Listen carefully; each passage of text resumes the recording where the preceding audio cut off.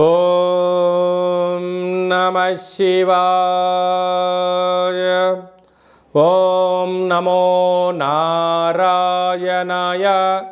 కర్మ నివారణ, నరదృష్టి నివారణ, సంచిత ప్రారబ్ధ ఆగమిక కర్మ నివారణ, తులాభార కాల భైరవాయ నమో నమః.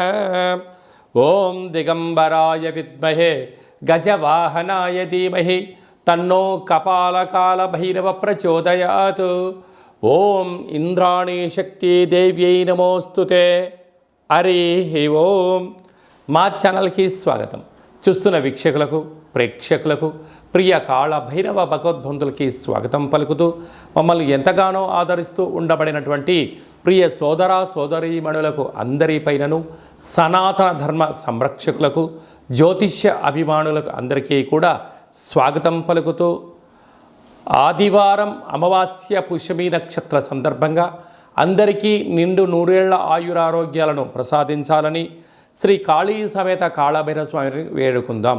అందులో ఈసారి ఆదివారం అమావాస్య పుష్యమి నక్షత్ర సందర్భంగా రవి పుష్యార్క యోగం అందరికీ కలగాలని, అందరికీ మనతో రాబోయేటువంటి భవిష్యత్తులో ఉండబడినటువంటి 7 తరాల వారికి అద్భుత ధన రాజకీయ యోగ సకల ఐశ్వర్యం ఆనందాన్ని ఆ బుధాదిత్య రాజయోగ కారణము, రవిపుషార్క యోగ కారణము, ఆదివారం అమావాస్య కారణం చేత అందరికీ ప్రసాదించాలని కోరుకుందాం.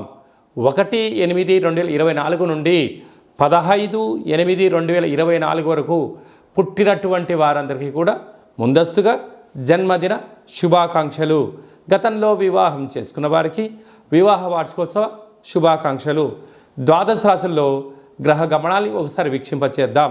వృశ్చిక రాశి వారికి ఆదివారం అమావాస్య అనురాధ నక్షత్ర సందర్భంగా విశేషమైన రవి పుష్యార్క యోగము, కాళామావాస్య అమావాస్య, కాళాష్టమి ఆశీస్సులు ఎలా పొందాలో, ఒకవైపు అర్ధాష్టమ శని భగవానుడు కుంభరాశిలో వక్రగమన సంచార స్థితి, సప్తమంలో కుజుడు సంచారం చేయనప్పుడు కుజదోష ప్రభావ సంచార స్థితిని ఎలా తొలగించుకోవాలి, ఎలా ఆనంద సిద్ధిని పొందాలో ఈ వీడియోలో సవివరంగా సంపూర్ణంగా తెలుసుకుందాం. వృశ్చిక రాశిలో ఏ నక్షత్రాలు వస్తాయనగా, విశాఖ నక్షత్రంలోని చివరి పదం 4వ పాదము, అనురాధ నక్షత్రంలో 4 పాదాలు, జ్యేష్ఠ నక్షత్రంలో 4 పాదాలు కలిపితే వృశ్చిక రాశి. చాలామందికి పుట్టినటువంటి కాల సమయంలో డేటా ఆఫ్ బర్త్లో లేనటువంటి కారణం వలన పేరు యొక్క మొదటి అక్షరాన్ని అనుసరిస్తూ రాశిని తెలుసుకునే ప్రయత్నం చేద్దాం. తో, నా, నీ, ను, నే, నో, యా, ఈ, యు అక్షరాల వారందరూ కూడా వృశ్చిక రాశి జాతకులే. వృశ్చిక రాశి యొక్క అధిపతి కుజుడు.